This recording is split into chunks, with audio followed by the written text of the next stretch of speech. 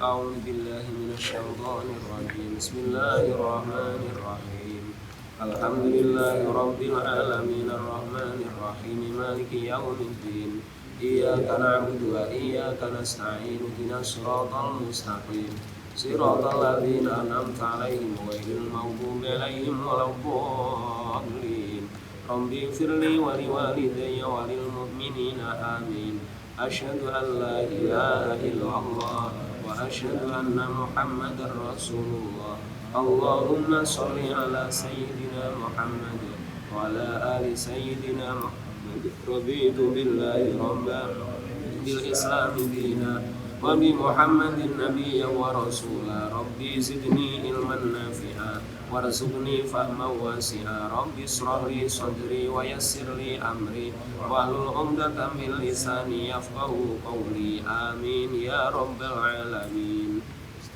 Bismillahirrahmanirrahim. Qala al-musannif rahimahullah ta'ala wa nafa'ana bi ulumihi wa bi asrarihi fid dharain amin.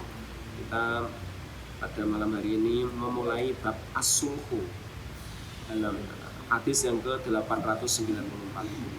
Babus sulhi utawi iku bab nerangake masalah perdamaian.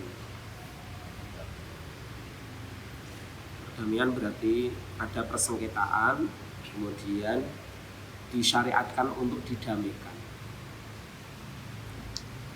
An Amr bin Aufin al-Muzanni, keterangan dari saking Amr bin Auf al-Muzanni radhiyallahu ta'ala anhu, mugi Allah ridhoni saking sahabat Umar bin Auf al-Muzanni. Anna Rasulullah sallallahu alaihi wasallam, sak temene Rasulullah sallallahu alaihi wasallam kala nate dawuh sapa Kanjeng Nabi.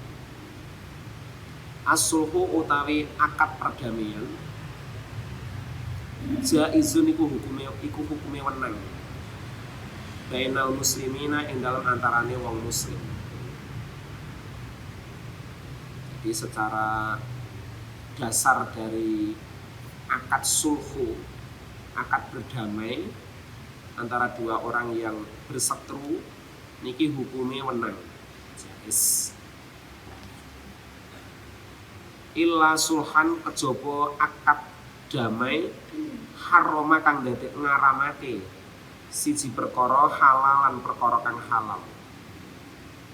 Sing mboten angsal niku damai tapi ngaramno perkara kang halal. Kita sepakat kalau susu sapi itu hukumnya haram. Dengan cara yang mau makan, yang mau minum susu sapi, nanti saya tebus, tidak usah minum susu sapi, tak tebus setiap kali minum, tak tebus 10.000. Niku haram, ini mboten angsal karena mengharamkan sesuatu yang halal. Baik dengan cara ditebus atau dengan cara perjanjian bersama mboten angsal. Au ahal atau ngalalake perkara haraman perkara kang haram. Atau sebaliknya, sesuatu yang haram dihalalkan. Yang kemarin lagi viral promo minuman keras dengan yang bernama Muhammad. Yo jelas niku melecehkan Islam. Sing namanya Muhammad untuk gratisan itu namanya melecehkan. Berani-beraninya loh hal yang sensitif seperti itu dipakai.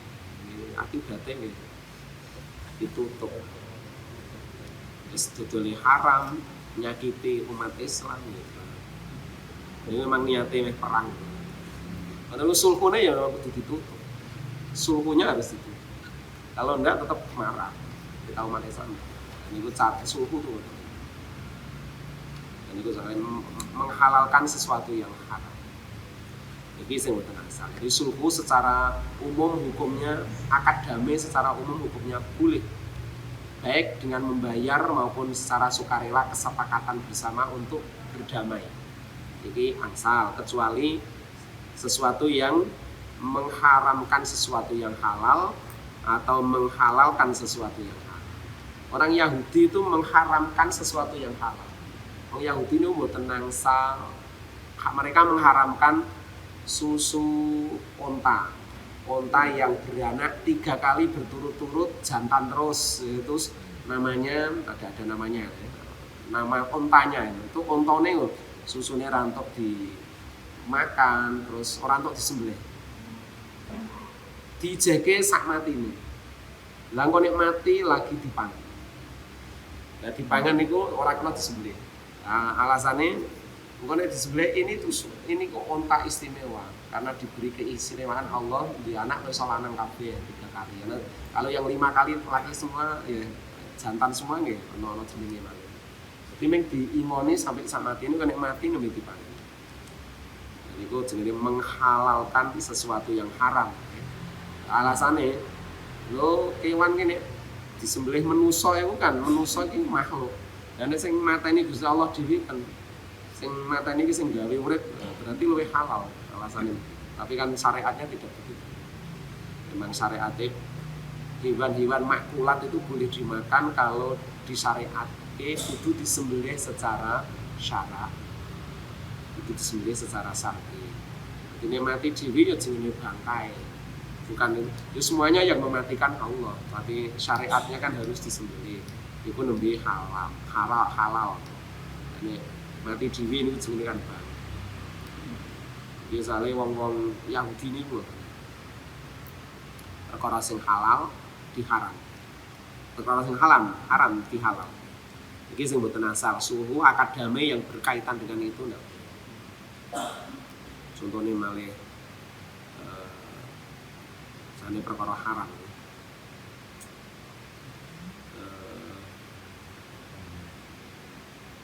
pacaran,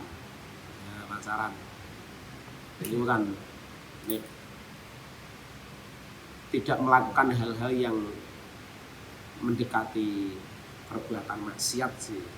Kalau dia hanya sekedar diistilahkan mengenalkan diri atau saling mengenal diri, saling memperkenalkan diri, ngoten. Ini wis indikasi ada kemaksiatan itu kan tentu haram. Kemudian ditutupi karo wong tua. Karena tanggane do maju-maju, tanggane do bocah apa padha gedhe. Runtang runtung, kadang nginep ning kan swara tangga kan rame. Lho panjenengan mensulhu tapi dengan cara yang salah. Wong wis diakad sirri. Padahal tidak. Itu kan suhu meredam niki nggih, suara-suara miring. Tapi dengan berbohong itu jenenge menghalalkan sesuatu yang haram. Tenang saja. Sing tok ya memang dindangno tanggane meskipun siri dindangno tanggane diperlihatkan kedua belah pihak daripada nglakoni perkara haram. Wong nek dinikahno ya urung wektune siji-siji di sini. Nggih, asal tapi kudu wong tua loro kedua belah pihak ya harus bertanggung jawab masing-masing.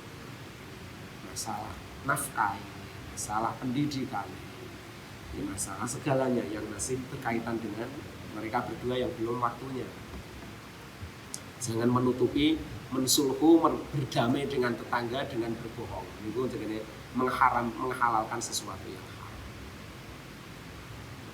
wal muslimun utawi wong Islam ala syurutihim iku netepi ing atase syarat-syarate muslim. Suhu niku ya wonten syarat. Nek memang kudu nebus ya kudu ditebus. Aku gelem damai tapi kudu kok tebus.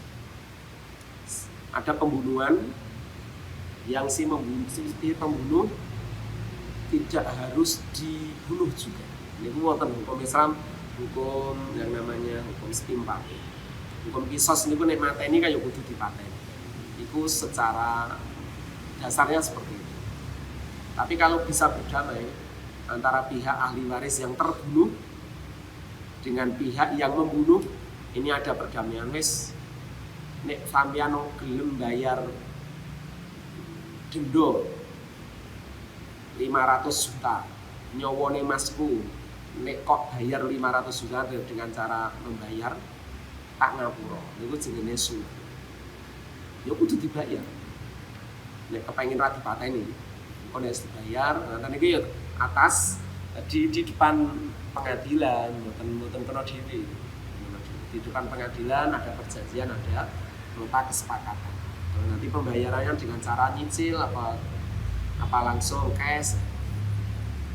Terus ada sanksi-sanksi juga. Kalau yang satu mengingkari janji, maka sanksinya apa yang harus tertulis.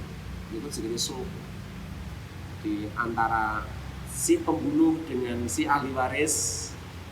Pihak yang terbunuh dia mau damai dengan cara membayar. Itu tengene Al-Qur'an nggih wonten aturan. Faman ufiya lahu min akhihi syai'un fattiba'un bima'ruf. Barang siapa yang dimaafkan dari pihak ahli waris, memaafkan terjadinya pembunuhan itu dari saudaranya yang membunuh, dari saudaranya terbunuh, maka diperbolehkan. Terus wajib bayar mboten. Andai kata tidak disuruh bayar ya boleh. Wis tak ngapura, ora usah bayar. Ngono piye ento? Ora kudu dipateni. Karena menghilangkan nyawa itu berat, meskipun ada hukum qisas. Harus ditentukan syarat-syarat. Syaratnya itu tentu harus harus sesuai kali syarat. Pernah Sayyidatina Fatimah didatangi oleh seseorang budak. Budak itu sudah ada perjanjian dengan majikannya untuk dimerdekakan. Kemudian si budak yang sudah diakad mau dimerdekakan dengan cara menebus jenis akad mukatabah, akad kitabah dicatat, harganya dia dicatat, kemudian dia suruh bekerja bayari harganya dia dikata 10 juta, ini engko cicil selama 1 tahun atau 3 tahun. Jadi ada MOU-nya, ada berita acaranya. Kemudian si budak ini kan boleh mempercepat dengan cara minta sumbangan ke kaum muslimin atau minta ditebus ke karo wong sing sugih-sugih. Kemudian budak ini karena sudah membayar beberapa kali, kemudian mendatangi Sayyidatina Fatimah, aku sudah ada perjanjian mukatabah dengan bos saya, dengan majikan saya, sekian. Mbok saya dibayari nanti biar saya merdeka. Nah, terus Sayyidatina Fatimah, yo aku gelem bayari awakmu. Tapi nanti muktikohnya saya yang dapat. Muktikoh itu. Kalau budak ini sudah merdeka, kemudian nanti meninggal dunia, punya harta, itu dia kan tidak punya ahli waris. Nah, ahli waris satu-satunya itu orang yang memerdekakan, nanti jatuh ke orang yang memerdekakan. Enggak, Sayyidatina Fatimah ngono. Gelem aku merdekakan awakmu. Tapi engko muktikohnya warisan bagian pemerdeka, bagian orang yang memerdekakan nanti aku yang memiliki. Kandakno ning bosmu untuk ora. Terus bosnya kan ngomongi, bos, Sayyidatina Fatimah mau memerdekakan saya, membayari kekurangan dari harga saya. Tapi ada syarat. Syaratnya engko nek aku wis merdeka kok aku mati, warisanku yo melune Fatimah, mboten melu jenengan. Terus si majikane ngoten, ora wong aku sing mencatatkan dari awal kowe tak gawe merdeka, tak catatke iso nek kok cicil iso merdeka yo tetep nek engko mati yo warisane jatuh ke saya. Yang saya yang mencatatkan menjadi merdeka kamu. Fatimah itu kan hanya membantu kamu. Terus dilaporke tengah jenengan. Kanjeng Nabi bose kula dilapori kalih budak ngeten, tapi bose ora gelem, ora setuju. Pripun Kanjeng Nabi? Ya wis tinggal wae nek ora iso diatur. Karena sulhu kan berdamai antara dia. Itu harus mau ketiga belah pihak harus mau sepakat. Jangan sampai nanti apa istilahnya ada yang dirugikan. Jelas ada yang dirugikan. Siti Fatimah meng trimo bayari tok ora ana hasil apa-apa. Budak niku mah. Nek ora gelem ya wis ra usah. Ben dicicil sesuai dengan kemampuan dari, karena memang syarat itu harus dipenuhi. Ketika syarat itu memang diperbolehkan oleh syariat. Jadi syarat Islam pun seperti itu. Ada mensyaratkan sesuatu ketika ada proses akad berdamai itu harus disepakati kedua belah pihak yang berseteru dan juga orang pihak ketiga yang mendamaikan. Jadi ketiga belah pihak harus benar-benar sama-sama sepakat dengan aturan main dari sulhu tersebut atau perdamaian. Jadi wal muslimun ala syuruti. Yang ketiga itu termasuk saksi gitu.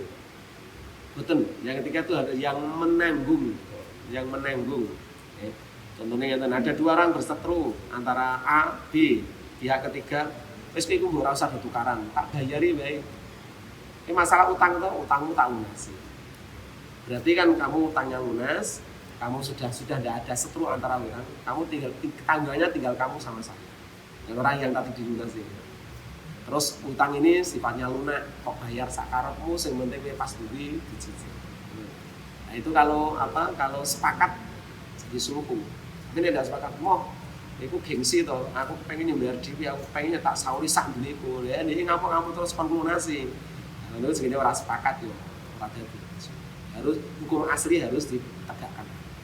Kalau memang dia menghindari janji, waktunya bayar dan dibayar, ya ada hukum. Entah dipilotkan, entah dipenjarakan. Ketika disulhu tidak mau. Disulhu itu didamaikan, tidak harus ada di penjara, tidak harus ada yang saling bertengkar. Saksi-saksi nih saksi tidak termasuk di dalam lingkungan itu, tapi akad sulhu tetap ada saksi ketika berkenaan dengan keuangan, dengan suatu pembunuhan, dengan apapun harus ada saksi. Karena akad dalam Islam itu semuanya pakai saksi. Wal muslimuna ala syurutin, harus memenuhi syarat-syarat yang diadakan oleh agama sesuai dengan syarat. Illa syarton kejaba nih nggunakake syarat harama halalan, mengharamkan sesuatu yang halal. Niki nggih mboten asal syarat kok ngalalno perkara sing ngaramno perkara sing halal, aw ahalla haraman atau ngalalake perkara sing haram. Itu sing disebut. Jadi meskipun boleh pakai syarat, tapi syarat kalau menyinggung masalah menghalalkan yang haram atau mengharamkan yang halal juga enggak. Aku gelem damai, tapi nek awakmu gelem ngombe arak, niku jenenge niku syarat sing mboten cara agama. Aku gelem damai karo awakmu, tapi kowe kudu gelem ngombe minuman keras iki sak botol. Nek kowe iso ngentek sak botol aku gelem damai. Niku jenenge mensyaratkan sesuatu yang haram, enggak mboten. Atau ini, aku gelem damai, tapi nek bojomu pakpek aku. Ngono kan tetep mboten asal, karena itu menghalalkan perkara sing haram. yang tidak diperbolehkan itu batasannya hanya itu. Pokoknya kalau boleh damai dengan syarat apapun, yang penting tidak menyinggung dalam masalah menghalalkan yang haram atau mengharamkan yang halal. Wong gelem damai dadak kudu nglakoni haram niku sebut. Rawang riwayatake ing hadis sapa Tirmidzi, Imam Tirmidzi wa sahahahu lan nganggep sahih ing iki hadis. Wa angkara lan ngingkari lan padha ngingkari sapa ahli hadis alai ing atase iki matan hadis. Li anna rawiyahu, karena sakne rawi-rawine iki hadis kasih Rubnu Abdullah bin Amrin bin Aufin dhaifun. Iku sahabat Katsir bin Abdullah bin Umar bin Auf iki kategorinya dhaif ketika ada perawinya diantaranya adalah Katsir bin Abdullah bin Amr bin Auf. Niki bukan karena matanya, tapi karena rawinya melewati sahabat Katsir bin Abdullah dados dhaif hadise. Wa kana ulan kaya-kaya sak temene iki hadis aktabirahu ngibaratake iki hadis bikas roti turupihi kelawan akeh pira-pira dalan. Banyak perawi lewat jalur lain yang meriwayatkan ini hadis yang kategorinya sahih. Mengapa? Karena di depannya ada rawahu Tirmidzi wa sahahahu. Kalau di Sunanut Tirmidzi niku hadis niki termasuk hadis sahih, bisa dipakai untuk dasar hukum. Tapi dari perawi yang lain yang ada sahabat Kasir bin Abdullah termasuk. Jadi hadis niki nggih wonten ingkang sahih. Niki keterangan hadis yang melalui sahih niku niki sing hadis ke-895. Maka sahih lan nganggep sahih lan teman-teman nganggep sahih ku ing hadis sapa Ibnu Hibban, sapa sahabat Ibnu sapa rawi Ibnu Hibban, sapa Imam Ibnu Hibban min hadis Abi Hurairah sing diriwayatake saking Abi Hurairah radhiyallahu taala anhu. Kalau yang diambil dari sahabat Abi Hurairah hadis sahih. Nah, ini kan mundutnya saking Amr bin Auf al-Muzani. Jadi kalau ini redaksinya diambil dari An Abi Hurairah radhiyallahu taala anhu dados sahih. Karena itu nanti bawahnya rentetan perawinya tidak melewati Kasir bin Abdullah. Tapi kalau yang melalui Amr bin Auf al-Muzani ini ada yang melalui Kasir bin Abdullah.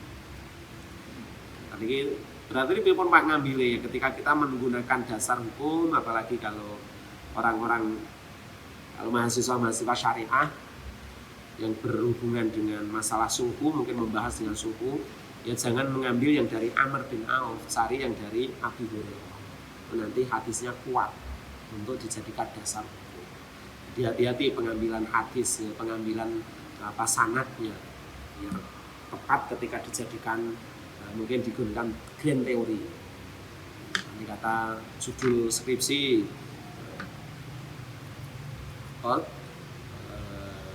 konsep perdamaian dalam hukum Islam di kalangan masyarakat modern. Itu kan banyak sekali hal-hal yang harus didamaikan. Karena orang sekarang kan kadang nggak tahu syariatnya, jadi sakarepe dhewe dalam berperilaku. Oke, contohnya kata wa an Abi Hurairah talan keterangan saking Abi Hurairah radhiyallahu anhu. Mugi Allah ngridhoni anhu sang Abi Hurairah. Anan Nabiyya sallallahu alaihi wasallam sak temene Kanjeng Nabi Muhammad sallallahu alaihi wasallam kala nate dawuh sapa Kanjeng Nabi. La yamna aja nglarang sira jarun sapa tangga jarahu ing tanggane ayyal riza ing yen to masang khosyabatan ing blandar itu kayu gede lho sing ning dhuwur. Sopo. Sing blandar itu kayu gede sing ning dhuwur tembok niku to. Biasane make menjorok ke jalan, menjorok ke samping kangge payon. Kok blandar. Ini mboten niku sarasan kok yang berkenaan dengan atap rumah ini.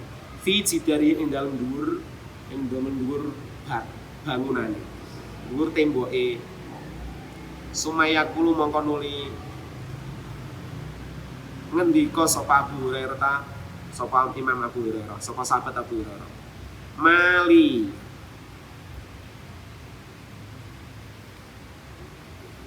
ma barang li ku tetap kedue ingsun. Saya heran, artinya itu sebenarnya. Saya heran, arakum aku weruhkum ing sira kabeh anha sangka kejadian kuwi ana tangga sing masang blandar ning omahe dhewe. Mu'ridina kok do melengos. Wallahi demi Allah. La armiyanna yakti bakal dokok temenan. Biha kelawan iku mau blandar baina aktafikum ing dalam antarane pundak ira kabeh. Muttafaqun alaihi. Hadis niki disepakati dening Imam Bukhari Muslim. Hadis saking Abi Hurairah, sesungguhnya Nabi Muhammad SAW melarang seorang tetangga melarang tetangganya yang bangun masang blandare menjorok ke arah jalan di atas dinding rumahnya. Ini dilarang. Kemudian sahabat Abu Hurairah pernah menemui di antara tetangga dari sahabat dari di kota Madinah itu seorang penduduk sahabat itu ana sing bangun rumah, kemudian payone iku menjorok ke arah depan jalan. Kalau sahabat sanese do mlengos nek deloki sahabat kuwi merasa kuwi jenenge perbuatan ra bener. Kan ora tanahmu ngoten nggih cara bahasane. Nanti pakai bahasa isyarat itu mereka pada tidak setuju dengan apa yang dilakukan salah satu sahabat Nabi tersebut yang menjorokkan tayone atap rumahnya ke jalan. Terus Abu Hurairah ngelingke, Kanjeng Nabi kan wis kelarang to awakmu, ora usah nglarang-larang tangga-tanggamu sing do masang blandar ning omahe terus menjorok sedikit ke jalan. Kanjeng Nabi yo kita harus toleransi lah selama tidak mengganggu. Jangan seperti itu. Kalau kamu selalu seperti itu, apa gelem awakmu nyonggo blandare. Blandare wis petak jupuke. Apa jenenge gowo sampai titik. Ini peringatan keras. Ayo sahabat Abu. Ini orang usah larang-larang tanggone yang memasang blandar agak menjorok ke jalan. Yang penting ada syaratnya.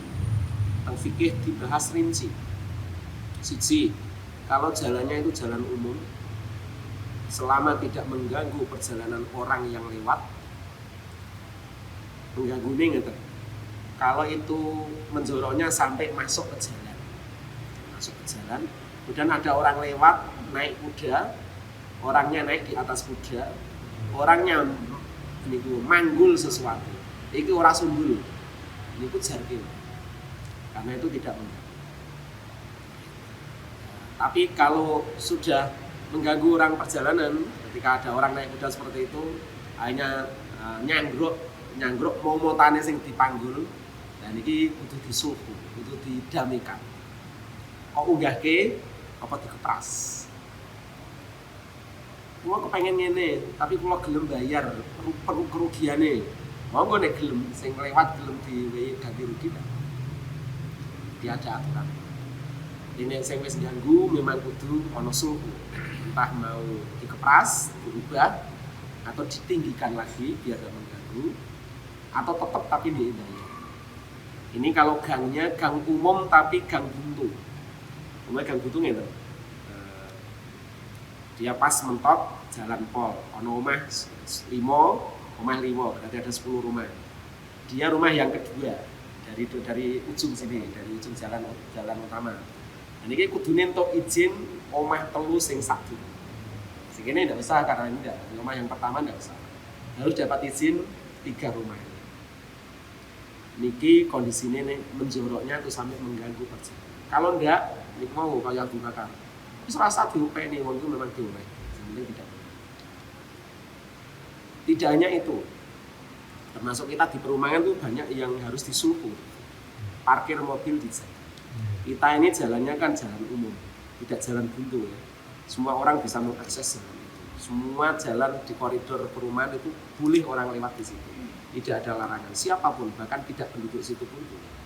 Kemudian ketika ada itu jalan memang hanya untuk 2 lajur, simpangan tol. Kemudian ada orang parkir di situ, dan itu merupakan jalan umum. Maka orang yang parkir di situ harus minimal seluruh penduduk di jeretan itu harus diizin.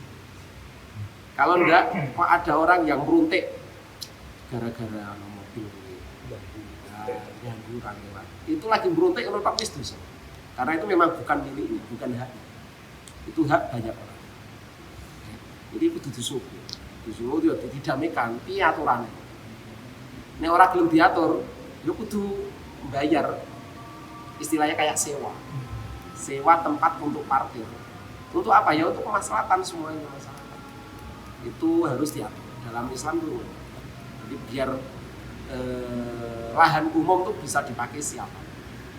Selama dipakainya kemaslahatan dia. Contoh batasan kayak kita contoh punya gawe, berarti kan untuk jalan umum. Itu batasannya kita ngumpulin warga sekitar untuk kita pulang nuwun atau bagaimana? Harusnya begitu. Ya harusnya begitu. Lewat kelembagaan, nanti kelembagaan yang mengumpulkan. Kan wonten rukun RT atau rukun RW.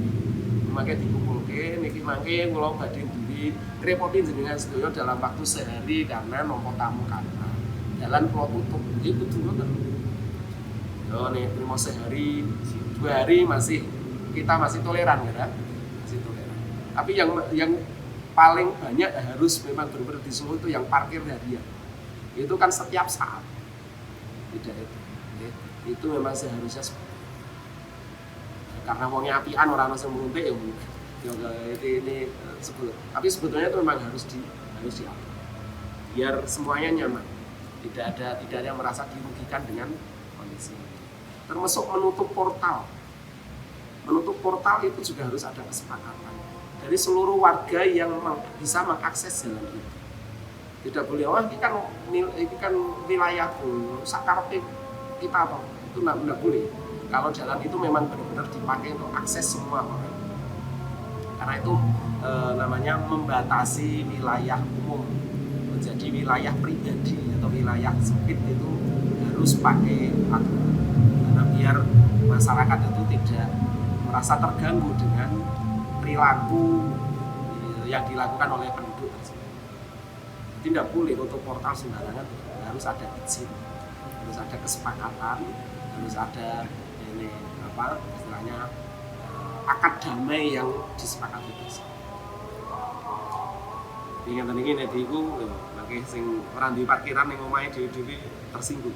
Tapi memang atur ini tidak karena apa-apa, memang kita bermasyarakat menjaga perasaan tetangga itu lebih berat daripada makanya itu mangkan ayo billahi wal yaumil akhir fal yukrim jarahu, niku prakteknya ya sulhu itu. Bila kamu beriman kepada Allah dan hari akhir, baiklah dengan tetangga, ya termasuk sikap kita, perbuatan kita jangan sampai mengganggu. Kalau ditaruh di tempat umum seperti fasilitas umum seperti lapangan gitu boleh. Di lapangan boleh, lapangan itu juga boleh umum, tapi harus ada sepakatan. Karena lapangan kan fungsinya bukan tempat parkir, kecuali ada memang tempat orang yang menyewakan tempat parkir khusus, kayak dengan pasar kan ada tempat penitipan itu, kan ada. Jadi kalau itu memang benar-benar fasilitas umum yang bisa digunakan siapapun untuk kegiatan apapun, ya harus dapat izin dari masyarakat setempat yang berkepentingan dengan tempat.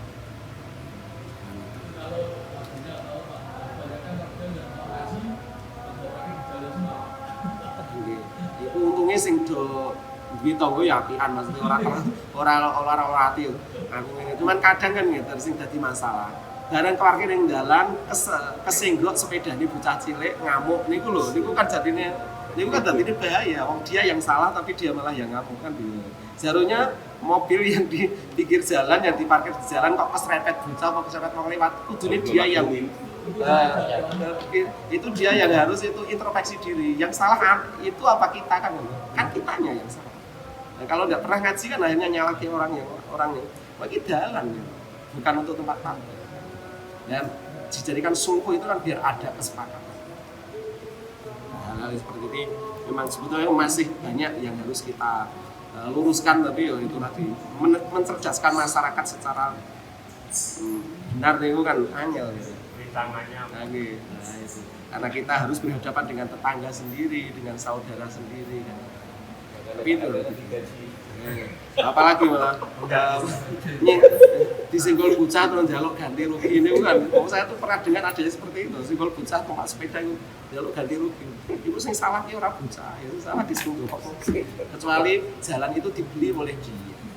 Kalau yang sering contoh kampung saya bahwa itu kan karena rob itu atap itu sampai melewati jalan umum, dan itu kalau secara kasat mata mengganggu.